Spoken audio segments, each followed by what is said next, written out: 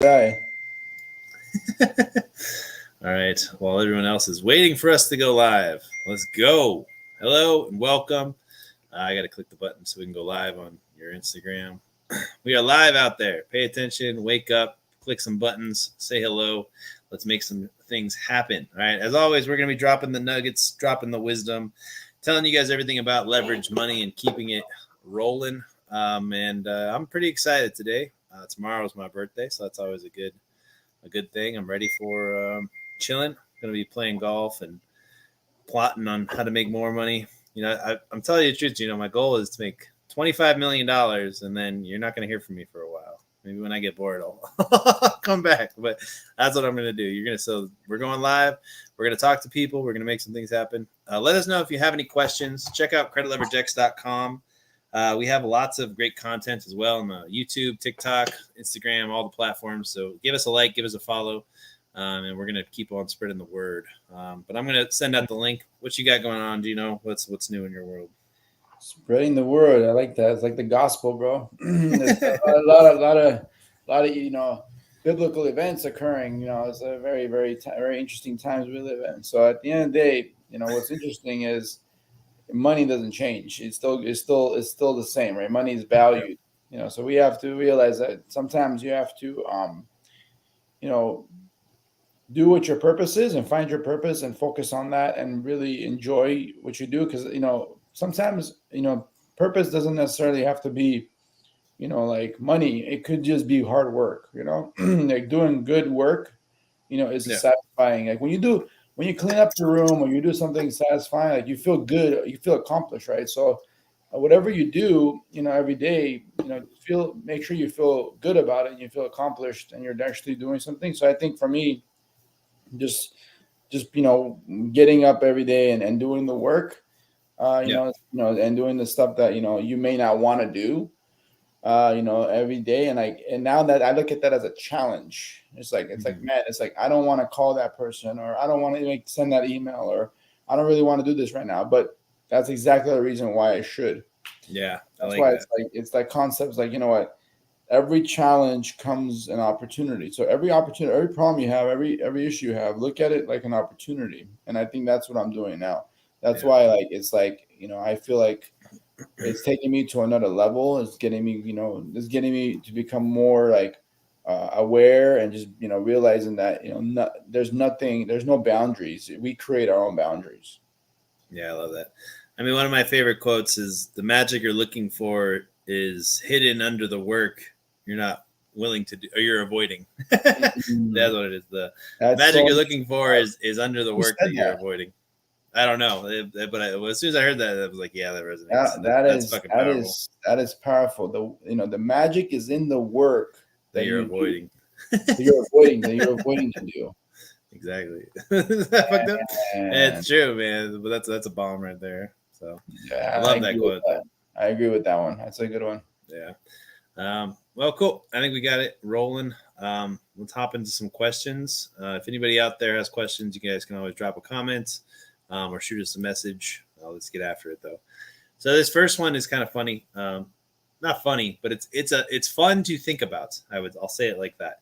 Because I was gonna make this into a reel, and then I kind of was like, let's do it on the live call. So, what does money love? Right? We're talking about money as a third person, but I always think about this question. It's like, what are the things that money love? And the first note that I got from this is like, money loves cleanliness and organization. Right? If you go into a bank and it was just covered in shit and paper and trash, like, you wouldn't trust that place with your money, right? So that was always the first one. And then, it makes you think, money loves power, right? They say that first you get the money and then you get the power, but the powerful people, they love money, and money loves to be around power. I mean, we have, presidents on the dollar bill for a reason, right? They were in power, great levels of power. The people that fought for this country, the people that made the first money, they were the power, right? They had the power. Money loves necessity. That's an interesting one to think about too. It's like, money loves it if your house, the plumbing breaks, right, and your house gets flooded, and you're not gonna have anywhere to live. Well, it's gonna cost money, and money loves to be right there to if you got the money, you can fix it, right? If you're starving to death, you need money to buy food, right? It's a necessity. If you're sick, if your parents are sick, you need money, and it's a necessity, and money's going to be right there. That's what money loves to be. Money also loves speed, right? If you can do something faster, if you can get something done now that your competitors are going to take like a longer to do, money will be there, right? Yep. And then also I like this one. Money loves perception, right? So it may not even be the highest quality. It may not be the nicest thing, but if the perception of it that it is expensive and that it's worth money, then money will be there. So perception. But those are kind of the weird ones that I wrote down. Any of your ones come to your mind? What does money love? That's good. I like that perception. Yeah. That's I mean, I think for me, I think money loves, money loves to be multiplied. Yeah. Money, Right. Money loves, money loves more money. Money loves multiplying. Well, it also loves factories, man. That's what I think of too. It's like I'll just keep selling shit. Money loves, repetition. Factories. Yeah, I think it's there's a sexiness to money. Like money loves sexiness too. It loves sexiness. It's attracted to power. It's attracted to sexiness. It's attracted to. It likes to be converted. Money likes nice things, man. It loves nice things too, like high quality shit. Money loves that. Yeah, exactly what I'm trying to say is like money is getting to the point where it likes to be converted. Like money it doesn't want to stay in money form. It likes to transform. So it's like a transformer, right? It transforms into an asset. It transforms into a nice watch. It transforms into a nice bag. It transforms into a vacation. It transforms into a $1,000 steak dinner. It transforms into, that thing that's sexy, that's beautiful, that's nice, that's attractive. That Corvette that you have outside park, that G-Wagon you have, that Rolls Royce, that if you have a Honda Prius, that doesn't matter what it is. Like at the end of the day, it transforms. Yeah. And I think money loves to be used. Yeah, money likes to travel. That's what I was gonna say. Money likes to flow. If you think about it, money doesn't like to stay stuck. Money likes to move from one thing to the next, right? And it's that in that movement. It's like in that movement. It's moving. It likes to be converted. It likes to be multiplied. It likes to. It's attracted to people that respect it, right? Respect how give it respect. Money loves people who love money. Absolutely. Money loves people that love it. They are attracted to people that love money. And because the reason they're attracted, money is like its own personality.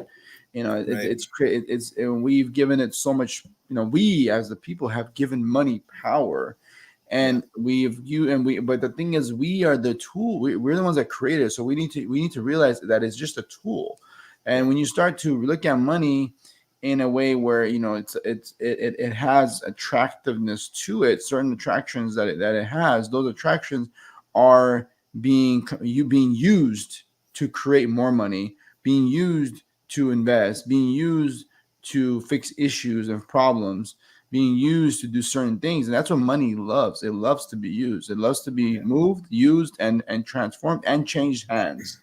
It loves to be in a new owner every single time. It is a slut that continues to go everywhere, and she doesn't stop. Right? She's just like, you're good. I like you for a day. I'm moving on to the next day. It's like that's literally what she is. And I say she because it has a feminine aspect to it because it's all men. Most men love money. More men love money. I would say more men love money than women, but still. There is an attraction to men because men believe that if they have money, they can have anything else, right? So like money and power. That men, exactly. Men love status and they equate money with status. Value. What's worth it? Sometimes you can put it worth. Money. Like for a woman, she might have value without having any money, but a man that has no money has no value. Okay, let's just put it that way, and that's the real fact, truth. At least that's what society says, right? I mean, at least society is what it says. But the thing is, it's a fact. I mean, if you have no money, you can't do anything. You can't provide. You can't use that money to help people. You can't use money. You don't have money. You can't do anything. You can't actually, you can't actually make things happen. You can use your hands and feet and eyes to do work. But that work has to translate to some kind of currency to be able to feed yourself, to house yourself, to take care of your family, or to even, to go out and travel or whatever you want to do. So that's really what it comes down to. And I think it's beautiful that we see it, and we know that it's this, amazing thing that we have to cherish and hold in high standards. But it's also that thing that we have to, like, fucking use it up and then make it work for us, because at the end of the day, if you don't cherish, take respect, you cherish it, and that, don't save it, invest it, and then make it work for you. Yeah. And I think money, money loves value. Money loves to be with people who have financial literacy, right? Because, like, if you don't think about money, if you don't understand how money works, money will leave you instantly and go to somebody who does understand how money works and understand the power of it and how to use it properly, right? So financial IQ is super important, I believe. I'm telling you, it is a female. Yeah. Well, she goes with people that think highly of her, right? Will leave you if you have no money. If you got money, she might stick around a little longer. But the point is, like, it's a feminine aspect to it. It has a female personality. It doesn't. If you don't cherish it, you don't take care of it, it'll leave you. It'll be gone. If you take care of it, you give it what it needs, right? And it needs to be multiplied. It needs to be invested. It's gonna make more of it. It creates babies, right? Just like it creates like a multiplier effect. As a man, if you want to multiply yourself, you might get married, have kids, have a family. That's that's how you multiply. Same thing with money. If you have money, you need to love the money, but also multiply the money. Yeah. I'm just thinking of weird stuff. It's like the last icons that we've had that had no money were like Gandhi, Mother Teresa, and like Jesus. There's only like 3 people like that were icons that never had money. Everybody else had some sort of power or some sort of money. Or they were sponsored by someone or something, like some king or some future, like futuristic and power gave money to this individual to do research. I don't know if John Dee. He's to do some research on alchemy. You're like, hey, where does this guy get all his money from? He's like, well, he got sponsored. Isaac Newton is another one. He got sponsored. Like Einstein. You think Einstein had money? No, people sponsored. People give him money to keep doing research and development and all this stuff. Like there was Tesla. Another one, had no money. Until the sponsor pulled out, and then he lost his and everything. Everything went to shit afterwards. So he originally had sponsorship, and that's like everybody needs sponsorship. They need someone to help them push their agenda forward. And I think that the money, it goes back to money. It's like if you don't have money, you can't make anything happen. You can't create anything. Then you're just a worker. You're just a worker bee. Well, then just go to get a job, go work for your money, or you can make your money work for you, or you can get access to money, and that's what we do. I love looking at my bank account, like thinking like every dollar in there is an employee, right? Every dollar in here has to go to work. Like, at attention, gentlemen. Like, it's time to go make me more money, motherfucker. Yes, I love it. I didn't go that low, but I now see the light. Every dollar has to bring me back $2 has to bring you back $2 or $3. Absolutely, yes. And I want 5 to 10, man. I want to get $10. Every dollar I spent, it should be. I mean, why is it not happening? You know why? Because at the end of the day, is because we have to find that thing that is going to be that multiplier, right? Yeah. And it's like you find things that that works, find things that don't work. So you'll never find it if you don't try, right? And that's I believe in that, and I believe that so much that that's something that even I think the first time I heard it was the first time I saw it to light was when Ravi Abdallah went on his talk about how marketing works and how with marketing you have to try, and when you spend dollars on marketing, you're converting your dollar into an ad, and you're converting that ad in the marketplace. So then, but if you don't try that one thing, you don't see the result. What the market, we're going to get into banking systems next. But what the market is doing, it's the same concept. It's like you need feedback, right? And the feedback, honestly, here's what I was going to say. And I was going to say, tell us on the meeting as well. I forgot to say this. We have to take responsibility, not only for the marketing or for the money that we get and money we spent. It's also the leads that come back and the feedback that we get. We have to take responsibility for the client that shows up on the call, and we have to take responsibility on him purchasing the item that whatever he's buying. We have to take responsibility for every of it, all of it. Don't just take responsibility for one, Money two, or loves three. responsibility. Responsibility, yes, you have to love it. You have to take responsibility in all aspects. Yeah, it wants to be. It wants its hand held all the way till the finish line, till it's given to the person that originally spent the money to get you on the phone. The person that spent the money to get you on the phone, or I spent the money to show you something, it has to come back to him somehow, and it has to multiply. And if it doesn't come back, then there is a disconnect somewhere, right? And the disconnect is simply with the fact that it could be education, it could be training, could be the message is not correctly conveyed. Trust, another issue. So money loves trust. You have to trust who you're working with. You have to trust where your money is going. You have to trust that. If you don't trust it, a lot of people have lost a lot of money for not being trustworthy and not being trusting the wrong people. I've made that mistake. I can say I've trusted people and things that I was convinced that I was going to get support, and then boom, next you end up having the distrust. He won't fucking. The guy is on a plane to Vegas. He's got your money. So at the end of the day, that's really what it comes down to. You have to trust. You have to have trust. You have to build that trust to get the money. Otherwise you can't. If you don't have trust, you don't have a way to show that you're actually doing stuff, that you're actually helping people, or you're doing things that are very valuable. And it loves to have that trust. It loves to have that relationship. It wants to have that that show me the way, where why should my money be better with you than with me? Like, convince me why the money should be with me versus you. And I think that's important. That way that person receives that, hey, his decisions might not be the best ones, and he might not have the right value there. But when you start to realize that when you actually know where to put your money as an investor, you need to trust where your money is being put. So that way, for sure it's going to give you a return on your money, or you're going to have some kind of service rendered. And I think that's where, the idea is that once you get that person over the bridge, they are now sold. And then on our personality, our business, what we do is we have to make sure that money gets used properly.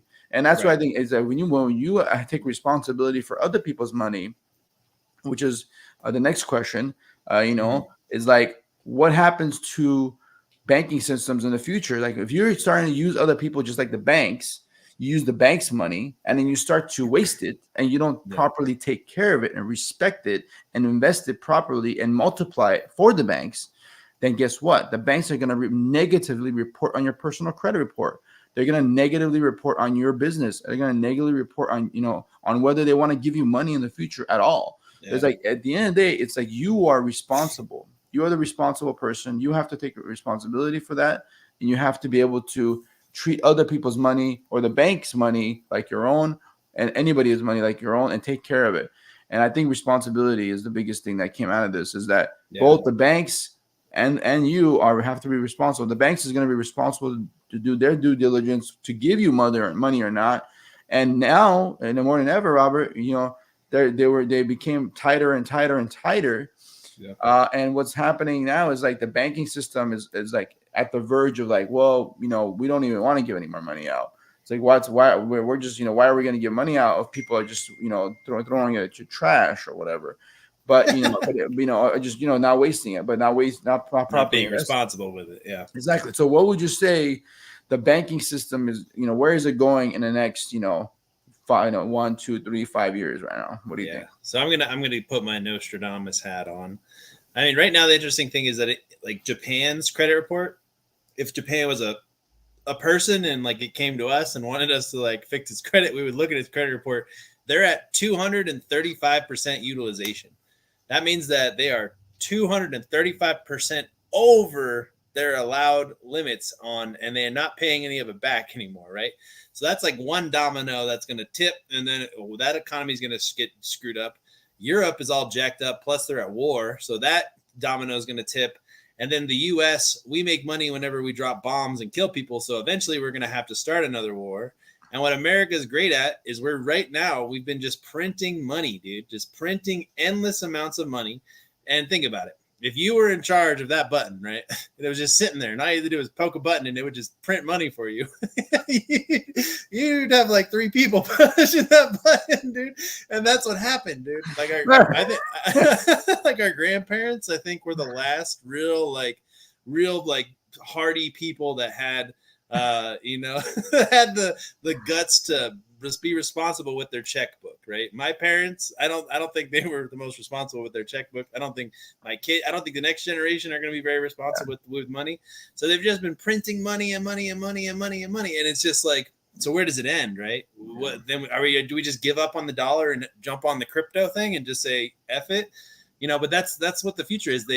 But the flip side is, the banks get all this money and they have to lend it out, but they have to make a return on the money. Right. But everything just keeps getting more and more expensive, right?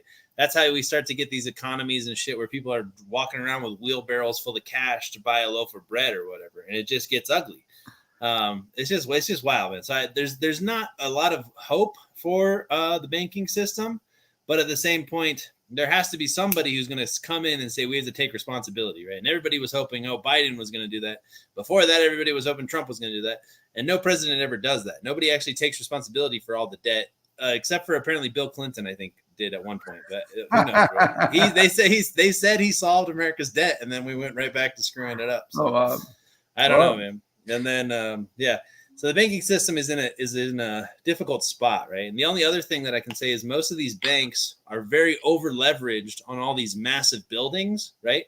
All the commercial banks, all the commercial buildings, and then nobody's going and renting these commercial buildings out. So they're eventually, or supposedly this year, the people that they loaned the money to buy those is going to come asking for the bill, and when they ask for the bill, they're not going to be able to pay it. So then the banks are going to start collapsing, right? And what's going to be interesting is the big banks, right? JC Morgan, Wells Fargo, or JC Morgan, whatever the hell it's called. JP Morgan, Wells Fargo, all these big ass banks, they want the smaller banks to collapse. Think about that. They're monsters. They don't care about these little banks. They want them all to collapse so that everybody comes and gives all their money to the bigger banks. So they're going to lean into this. Same thing with people that are investing in crypto that are like over leveraged. They're going to lean into shaking all the people that are over leveraged in the markets out of the markets right now. So they're going to tank the markets, take all that money, and then they're just going to get richer than everybody else. I mean, why wouldn't they? It's a capitalist fucking country, and they have an edge where they can literally take all the little banks out, take all the little investors out, and become even richer than God, right? That's what all these fucking people want to do. So somebody's printing all the money, and then one lucky guy in the Rockefellers or Blackwater or whatever figured it all out, and then he's using it to become the richest person on earth, right? So everybody's in an interesting position. I'm just going to watch it and do my part to make as much money as I can. So my bad. I got kind of excited on that question. Yeah, that's good. No, I agree. I agree. I think it's a very, very interesting times, and it's like, the money is essentially being printed, and now it's like, the banks, they don't make money unless they lend out money, and that's the reality. The reality is they need to lend out money to make money, and the banks are a for-profit business, guys. Banks are a for-profit business. They are not. They are not a private entity. They are not a entity that is, like they're not like what's it called, Humane Society or something. Like they're not a nonprofit. They're a profit entity. They are for profit. They have to make money off you, and they need you to multiply their money. So if their money is just sitting in the vault or in the cloud, like they have a number. The Federal Reserve says we have a cloud number, right? The Federal Reserve says we have, $10 million, and we can lend out we can lend out 10 times that. So we can lend out 100 million, and we only lent out, let's say, that's literally what they're doing. Yeah, we only lent out, 50 million of this, cloud money. We haven't given enough credit card money. Yeah. No, I'm serious. Like, literally, a fucking credit card. A fucking credit card is a fucking imaginary fucking money, guys. Okay. Yeah. The only difference is like when you touch money, you can touch it, but that thing is not real because they made it not real. They made it that way. is now in a cloud, and there's a number on your, when you call your credit card service, hey, can I increase my credit card? Oh yeah, you've been paying your payments. We'll give you some more money. They raise it up. Wait, that just like, they just one button. It's like there was no like, they didn't have to go print it and say, here, Gino, here's another like 5, 10 grand, like hard money. No, it was like literally a button. The next day, my credit card is now 15,000 limit versus 5,000, right? Yeah. And it's like instant, right? So it's like, and that's what I'm saying. So the banks have a quota and they have criteria to meet.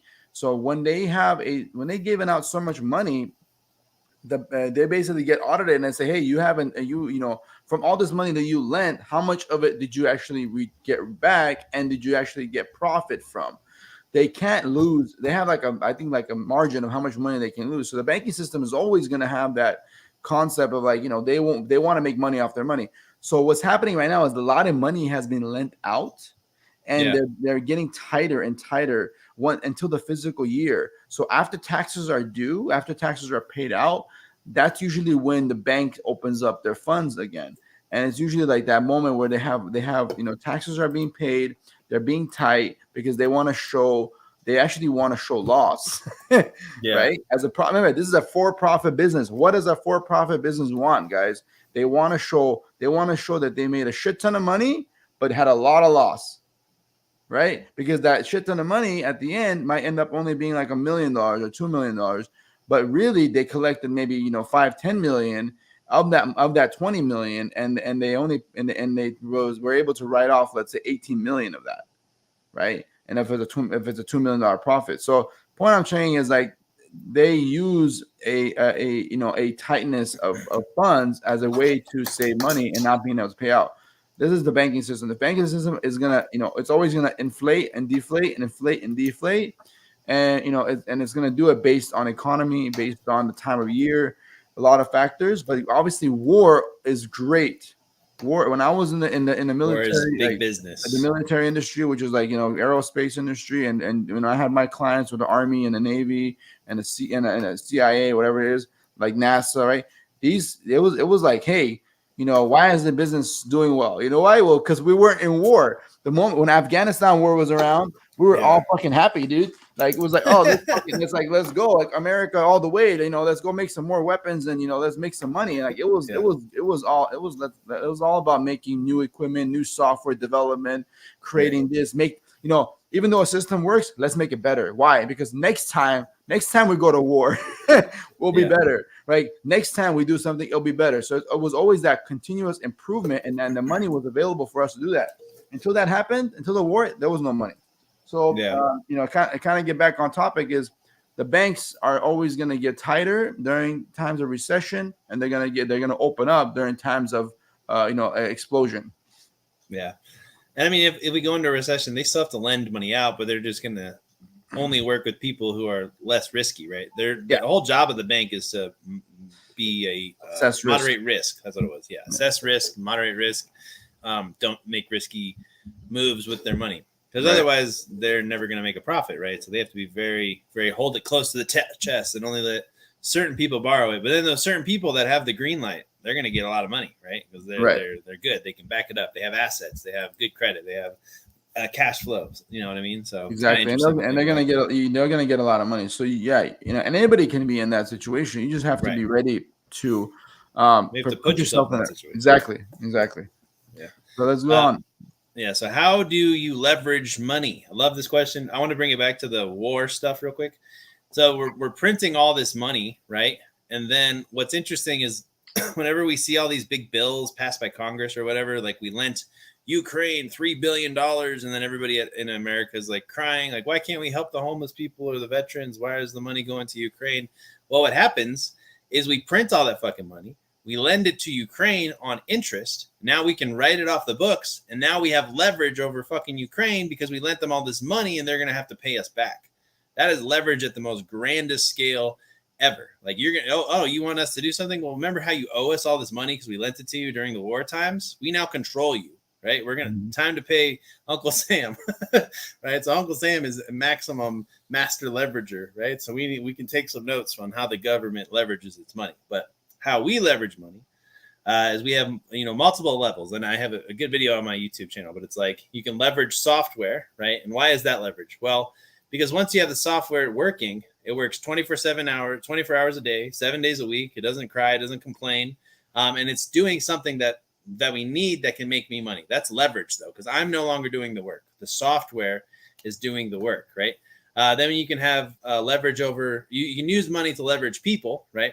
We have a lot of, people in the Philippines, people in America, people in Canada, all over the world working for us. And the only reason they really work for us is because we pay them very well, right? We pay good money to people to work hard, and we're leveraging our money because then again, we're not working. They're doing the work for us and they're making us money, right? So that's how we also can leverage money. Media is another way that this is just leverage basically in general, but media, I make one video, I can get 100,000 people to see it, right? I'm not going to each one of these people's houses and making a presentation in their living room, but I am leveraging myself by having myself in multiple fucking places all at once. And then what else do you think? How do you leverage money, Jay?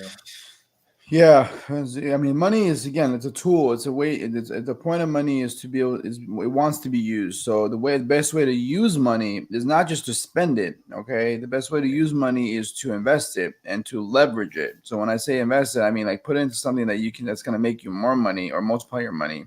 Put it into something that's going to actually grow, appreciate, or even like if you put it into stocks or whatever, at least that you know that it's going to multiply. If not, you need to put it into something like real estate, right? Number one still to go to is real estate, and number two is life insurance. So that real estate is the number one thing you should put your money into, and then you can leverage it. Once you put your money in, you can get it out. Second thing is life insurance. Apparently, I've learned the hard way that life insurance is way easier to leverage than real estate. Real estate is a pain in the ass. Fuck real estate. When it comes to leveraging real estate, it's like a pain in the ass. But everybody likes real estate because it's a hard asset. It's a physical thing, and it is better because you actually own land and it can appreciate compared to life insurance. But but when it comes to like actually getting the money back out, it's a pain in the ass. So, but either way, I would still, even though it's a pain in the ass, I would still do real estate versus life insurance. So I would buy real estate first. Then I would deal with the pain in the ass process of getting the money out, and then once you get the money out, then you would invest into something like life insurance. So you would invest the money, or you put it into like in a business like we're doing, and or marketing. So or even buying cars or buying more assets or whatever your business is, buy more of it. If you sell clothes, buy 10 folds. If you sell shoes, buy more shoes. Resell, buy more of everything that's selling, right? Just buy more of it. Have the inventory. We'd rather have the inventory. We'd rather have the shoes than money. Okay. You rather have if whatever product it is, you rather have it than have the money instead of having the money. The money is going down, right? Or whatever product you have, you can sell it for a profit. So you rather have the items instead. And that's basically it. So I would leverage the like real estate. I would leverage life insurance. I would leverage other assets that you can invest in that will make you more money, and then use that money to make you more money. So now, I feel like I'm doing what is it called, like taekwondo and shit. It's like I'm moving money like this. Yeah, move it all around, man. Like it's like I'm taking money here. I'm taking money here. I'm putting money here. I'm taking money here. Then you have a little slide of hand into the pocket. It's like I'm going through the time and space, and I'm paving these things, and it's like, what's stopping me? Well, nothing really. It's just like I'm just impatient, and I want to have it happen faster because I know it's possible. Nothing is like, I just have, I know that I have money. I know that I have money. I can leverage money. Like I'm chilling, but I don't care about money. I care about multiplying my money, and I want it to happen now. And that's because when you have money is when you actually should push harder. Not when you don't have money. If you don't have money, you better fucking be pushing your motherfucking ass off. If you have no money, you fucking want money, and if you work for a company or any other company, that you work for or someone else, I don't give a shit, man. If you're not the owner of that company, you better fucking be working your ass off, dude. Like if you're not working your ass off to make money, like you can go home, like put yourself to bed and never wake up. Like honestly, like what's your point? What's your purpose in life? If you can't work for a living, then you don't have any value to offer anyone. you need to work your ass off, like especially if you have no money, or you need to learn how to get access to the money, and you need to be able to get mentored and teach from other people. So start learning how to do that. Leveraging money is the key to success, but people don't want to see it. They want to stay in their zone.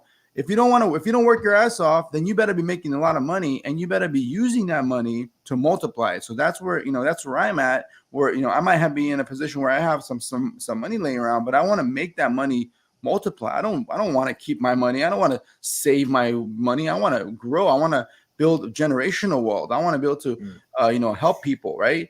And by spending money on marketing, it's a risk. But I'd rather risk my money and grow a business and help people versus just sit on millions of dollars, and I can just sit for and literally live off my freaking and my growth on my investment stocks and just sit around and not do jack shit. But I think that's like the lazy route. On top of that, that doesn't do anything for anyone. It doesn't help anybody. So really start to realize, why are you leveraging your money for, what, and what's your purpose besides helping yourself and your family? Are you doing, think about your soul. Is your soul like worthy of leveraging money? Like, if you don't think leveraging money and helping people is worth it, then I think you have the wrong path of why you're doing what you're doing. What do you do every day? What's the point of having money? And why should you leverage the money? Think about that. And that, when you realize that purpose, then you're leveraging money for a purpose, not just to make more money. Right. And I think also, like, well, first you should leverage money to fix your body and your health, right? Eat good food. Good food is expensive. Take care of your fucking body. Go to the weird, like, 10X health people, like Gino does. Get your blood work done. Do all that shit. But then the next thing after health is leverage money to get your time back. That's what I was trying to get to. Yeah, of course. And that's the main thing I think you leverage money for. Absolutely. Like, so you can get your time back so that you can live your life, but also you want to do something, like you said. Also leverage money to help other people, right? Help them get their health back. Help them to get their time back. But the only way you're going to get your time back, Robert, is if you leverage the money to make more money. So that way you can have more time. Just, if it's like, oh, let me get this job done and I spend money so I don't have to do the work, that's not called leveraging. That's called spending. That's spending your money for time. That's an exchange of money and time. Now, if you want to leverage money to give you freedom, you need to leverage your money properly. And that's where we're trying to get at. Credit Leverage X, we teach you how to leverage your money properly, and we help you get money. So you are investing in opportunities that you can change your life, but also create income every single month, so you can become truly, truly, truly financially free, have true financial freedom, because and have unlimited amount of free time to do what you want and not have to work anymore for your money. That's the difference. The difference is you can spend your money and not do something and save yourself time, or you can actually invest your money and create more money and that way you're able to grow and multiply, and that way you can have freedom and have actual true time back. Yeah, that's a bar. I love that. So all right, let's go on to the next one now. Why is getting access to other people's money so powerful to you? This kind of ties back to the last topic, but I love talking about leveraging money, as you can tell. Like, this is one of my favorite topics, but at the same time, it's like it's changed my life, so that's why I'm like sold on it. It's like it's a good message that we need to tell more people. And I'm sold on it. So I've sold myself on it multiple times. I sell myself on it every single day. So when I talk to someone else, it's like, bro, what do you mean you don't know this? Like, it's ridiculous. Like, you need to know this. Like, you need to change your life. Like, you need to leverage money. And then why getting access to money, other people's money, is so powerful. It ties back to, you either have money or you don't, right? And you might be in the middle. You might have some money, but you don't really have that much money where you can actually do something. Well, that's when this comes in, right? It's you have to work on it, work for it, and it's going to take you maybe 5-10 years to save up $50,000 to $100,000. So why not instead? I'm not saying take a shortcut and just take the money and run with it. No, I'm saying take a shortcut. Leverage yourself, take a shortcut, leverage a business, take a shortcut, get the money at a loan, like basically like a loan or a credit line, get access to the money. That way you can leverage it. So once you have access, I'd rather take money at 10% than have no money. Okay. Right. I'd rather take money even at 20% and have no money, because I know that once I get that money, I can do something with it. Because if I don't have the money, I have no other choice but to go work for my money. Yeah. Does that make sense? Is that clear enough? Like Yeah. you either have to work for your money or you got to have the money. And if you have the money, you better be putting that money to work. And if you don't have the money, you better get access to the money. And that's why access to other people's money is so powerful, because you can use their money, invest in an asset, create more income, pay them back, and continue to do it, rinse and repeat. And I'm talking about banks. I'm talking about people, private money, like wherever you're getting the money from, access the money. And, we help you do that. Credit Leverage X, we help you access money that you didn't have and be able to leverage it and start investing. And then now you can multiply your money. And other people's money could be, it doesn't have to be your family member, your cousin, your grandma, or even like a family friend or a rich guy that you know down the street. It's like anybody. It has to. It's something. It has to do with the banking system. Other people's money. In for me, it was not just let me go get a private money lender to invest in my real estate, and now you have to have an asset for someone to lend on. It's that's a different top. That's the different kind of money. That's real estate, private money. And to do that kind of money, it takes first they have to trust you, they have to believe in you, and it's not easy to get that. You have to be able to build a reputation to do that. I'm talking about not having anything, not having any money, not having anything. All you have is your credit score, your social security number, and you. And you haven't been doing very well because you're bad. Your credit is now bad. So now what are you going to do? Well, you need to fix that problem. You need to fix the credit. You need to fix your situation. You need to clear your path, and you need to go back to the banks and beg them and hope that they will give you some money again. because you need to repent. You need to say, I'm sorry. I repent. I made some some sinful acts. I used your money. I used your money in vain. Yeah, that's what the banks want to hear. Didn't take it as reasonable. Exactly. So when you learn your little lesson, little boy or little girl, you start to realize, hey, you know what? My parents didn't know. They didn't teach me properly, and I blame it on the parents, because I feel like if my parents knew some of this stuff before I became where I am now, I would have been way ahead of the game. So if my parents knew things that I know, like shit, I mean, I don't know. Like I might have been where I am 10 years ago, right? It's like see you in Dubai. That's where you'd be. Yeah, or like school. Like maybe I would think about where I would send my kid to school. I would think about what I would do with this child, and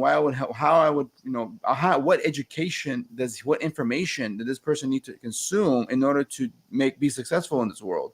And unfortunately, it's not going to school. No. Yeah, and it's not. It's unfortunate. How to leverage money. Yeah, it's the real thing that every child needs to learn. The powerful thing, exactly. The powerful thing that the children of children of America, children of the U.S., children of the world need to learn is being able to leverage money, and how using other people's money. People that already have money, that have been living, that have been working, they have money, but they're probably already invested. You as a new person have no money. You need to build yourself up. You need to build your credit. You need to build your finances. You need to start saving some money. You need to start doing some labor work. At the same time, you need to start learning how to build up a business or grow a business. That way you can start going to banks and asking them for money. Because who's going to be your best friend when you're young? The banks. The banks are going to be the best friend. They've always been your friend. You didn't realize it. You remember when you got your first credit card when you were maybe like, I don't know, I got mine when I was like 16, 17. But like 18, 19, 20, you get your first credit card. Man, you really take care of that credit card because you love that credit card, because now you can use this credit card to go buy stuff, get some lunch, get some food. I remember I used to have it like, I'll make sure I pay it off every single month. I was so like ritualistic about it because I wanted to make sure I had a really good score. And I was I want 800. I want 800. And eventually I got to 800 and I was like, okay, but I didn't know that I could leverage it as much as I do now. So now it's like leveraging it, back if I was 21 years old, if I knew how to leverage money, I mean, it's a whole nother game. So yes, this is important. Using why getting access to other people's money is important because it can change your life. It can trajectory of your life. It can change your life. Literally trajectory from like this to like boom. Hockey sticks. I love that. Let's do the last one. What are some daily rituals you do to make more money? I mean, you probably have more rituals than me, but I mean, me, I'm when it comes to waking morning is like I usually wake up. I don't necessarily try to like eat anything. I try to like focus on go straight to work. Like basically pick up a book, listen to an audio podcast, go to the gym real quick, get my stuff in, and then afterwards I can sit down and and actually have a cup of coffee or tea or something like that. For me, what focuses is that he's really just waking up in the morning and having writing your goals down, right? Sitting down and waking up and like, okay, what do I want to do today? So I'll write my goals for the day, and then I'll have like at least like 3 goals that I have that I want to accomplish this month, this quarter basically, and this year. So I'll have like 3 major goals, and I'll write those down pretty often, over and over again in my journal. I write them down as a way to like remind myself. But I do that literally right after I get to my desk. I'll first thing in the morning, just wake up. Clean up, take a shower, whatever you got to do. And then, I usually go, my first thing is hit the gym, get my health in, right? Your first thing is your health, ritual is your health. And second thing is your mind. And third thing is your work. I like that. So health, mind, and work. Those are my rituals. And I've now built a schedule where I'm up as early as 5:36. And I'm trying to get to, where I can wake up at 4, but it's a work in progress. You're not going to get it right the first time. It's going to, but if you work towards that goal, just like real estate, just like cars, just like business, just like life, you chip away little by little, you'll get to that 4 a.m. wake up time, and you can start doing what you want. But it's all progression, and you can start. If you can't do 6 a.m., start 7 a.m., start 8 a.m., wherever you start somewhere, right? Start making it a ritual to wake up at a specific time every single day, do specific things every single time, and then go into your day work. Robert, what do you do every day? Yeah, I was thinking about it. So I have it just depends on what season of my life I'm in, right? So I think there's different seasons for people. For me though, it's either I'm usually either building something or I'm selling and I'm collecting money, right? So let's say I'm in the money, I've already built some shit and I'm just in the money season of life, right? Where I just have to make as much money as possible. The only rituals I really have is I try at least the 10 minutes before I go to sleep, I try and visualize what success looks like and what making a lot of money tomorrow looks like. And then the first 10 minutes when I wake up, I try and have positive thoughts. I try and tell myself a miracle is going to happen today. Lots of money is going to come to me easily. And then I just get to work. Just like you said, I typically roll out of bed and just start working. Lately I've been going to the gym first to get mental clarity. And then I start working. And then once I'm done with trading and I'm done, with our talking to salespeople, I ask myself, okay, who can I get in front of today that has, my money? How many people can I talk to with what I have that's interested in buying my thing, right? And then I always try and make sure that I have certain tasks that I do throughout the day that are revenue generating activities, right? Revenue generating activities. My revenue generating activities typically is just getting on Zooms with all these freaking people and trying to close them for our program right now, or posting content, or doing these live streams, or sending out emails, or text messaging. What is the most the highest value thing that I can do right now? And it's actually becoming now, it's training other people to make us money, right? That's kind of the highest, most valuable activity. But revenue generating activities, I make sure that I have periods of my day where if I'm really just focused on making money, now is the time, and I just focus on that, right? I'm not scrolling on my phone, I'm not dicking around, I'm just focused on making money for that period of time. And then once I get burnt out on that, I just kind of relax, and then I build something, and then I go back to sleep and I do it all over again. But I like going to sleep thinking about the money I'm going to make tomorrow. I don't know what it does. Something in my subconscious puts shit into motion. So even while I'm sleeping, it's figuring out how I can make more money tomorrow. So I think that's kind of cool. And then I like waking up in the morning and trying to be positive, right? The more that I think about life, it's all in our head, right? It all starts in our mind, the power of our mind. And what's really weird about this book I'm reading, it's called The Ferrari, or The Monk Who Sold His Ferrari.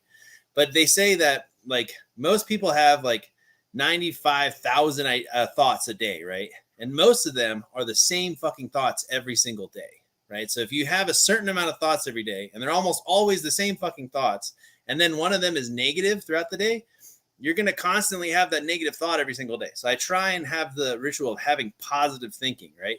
And positive momentum and positive outlook on life. Otherwise, I'm going to be stuck in the same stupid fucking negative thoughts every single day. So if I see that pattern, I know I need to break something. I know I need to do something different, right? I need to move the energy. But I think positive thinking is really good. I'm not superhuman or anything, but I just think the more that I realize when I'm happiest in life, it's when I'm on manual mode and I'm having those positive thoughts to myself. That's kind of what I think. Yeah, I like that. Those are my main ones. So I think it's dope. That was a lot though. I think it's some fire shit. Oh, nice. Have some positive thoughts, make some money. I think the last thing you said is the most powerful thing, because positive thinking. I find that a lot of people are negative, right? They're negative, they're pessimistic. They've been beaten down so much that just pessimistic about life and where they are and what their goals are and dreams are like just dead, right? And it's like, Yeah. oh, it's never gonna happen. Like they're in this like, when you get to that point, guys, like, if you're gonna be like, my life is over, like, there's nothing ever gonna make me happy. Like, you need to start to be grateful what you have. Yeah. Like, There you that's go. I'm Gratitude. talking about like the most basic stuff. Like, be grateful for what Just you get have. out of your environment, move, go Exactly. somewhere else. And I really like what you said when you said like positive thinking, because it made me think about like, when I have negative thoughts about the business, and like whenever we go like a day like without sales, and I'm like, oh my God, the end of the world is happening. And it's like it didn't happen. There's no way. But like it's to me, it's like, because it affects your mood, right? Your day. Yeah. So you start to put, that if you can forcefully, consciously push that energy away, and just say, no, this is not like my what I want to focus on right now. I don't want to worry. Worry is the biggest killer as far as dreams. You got to get rid of your worry. You got to get rid of your negative thought and all your process. Obviously, there's stresses involved. There's money involved. You might be investing in a real estate deal, and you want to make sure you get that deal to close. Because I remember when I had money in a deal, and I was like, they wanted to cancel escrow, and I was like, no, I'm not losing my 3%. It's not happening. I want my EMD. My EMD is not going to get lost. So guess what? I went straight to work, and I made sure that my money did not. And I called my lender, and I said, hey, Mr. Lender, I'm wiring the rest of the fucking down payment right now. Like, what? I was like, yeah, you guys can't pull back from this deal. And guess what? I did it. They thought I was bluffing. I did that shit. I took because I knew at the end of the day they would have to give my money anyway. Worst case scenario, I would lose my 3%. But point is, like, I took action. I took massive action, and I just said, fuck it. I'm gonna fucking take a risk, because I know that at the end they're gonna want to get rid of the house regardless. And if they have all the money, why would they give me the money back? It's like stupid, right? It's like, if I give you all the money, you got to give me the house. Just give me my house, give me the keys, get lost. But the point is, what I'm trying to like analogous to, like, having that. If I went, oh no, man, I'm losing my house, they're gonna cancel my 3%. Like, I'm gonna lose my money. Like, if I went to this dark place, I can't do anything about it. Like that, I am now, like, my limbs are chopped off. I got no legs. My mouth is chopped. Like, I'm a victim. I am a hostage now to this environment. I've been a terrorist has tied me down, put a gun to my head, and said, you can't do anything. You are now gonna wait until you lose your house. No, that's what I was like. No, that's not happening. I'm gonna fucking grab that gun or whatever I gotta do and you get out of the situation, right? I'm not gonna fucking die to a gun. But if I'm gonna die, I'm gonna die trying. My analogy is like, if you guys are in that dark place, at least if you're dying internally, at least don't fucking die without trying to get out. Yeah, don't just give up. You're worth fighting for. Yeah. Like, push yourself, see what you can do. Don't give up. You have it in you. And really, what Robert is, back to Robert's point, is positive thinking, affirmations, positive affirmations, continuously driven yourself into the positive. Do that every single day consciously, and you will see results. You will see your life change. You will see positivity come into your life that you never had before, and it's beautiful. It's crazy. It's like for sure there's some a higher level stuff going on here, the energy and the frequencies and energies, all this stuff. If you believe in energy and believe in higher power stuff, like there is that aspect to this concept where you can think positively and then good things happen to you. It's like it's like a law of attraction. So it's start doing that. I think that's really good. And that's something that I've been trying to work on myself, and it's hard. It's not easy, but you have to try. You do, man. It's weird. It's just one of those things that it's just a weird thing in life, right? There's no like logical reasoning. Nobody can really like sit down and like explain it perfectly why it works like that. Yeah. But at the end of the day, like, if you want to be happy, it's all state of mind, right? If you want to be positive, it's a state of mind. If you focus on the negative shit, you're going to attract more negative shit. If you focus on the positive stuff, you're going to have more positive things happen to you, right? So, and I believe it, and I see it happen to me. And I mean, at the worst case scenario, life still sucks, but at least you're pretending to be happy, and eventually you are happy because you're pretending to be happy, and it feels good. Yeah, I mean, shit. Hey, we all, fake it till you make it. It's like you fake it till you make it. Fake being happy, like put a smile on your face. Like do it. Even though like you're not fucking happy. It's like I'm telling Right. you, just doing that, like just doing that, like will make you laugh at yourself. Right.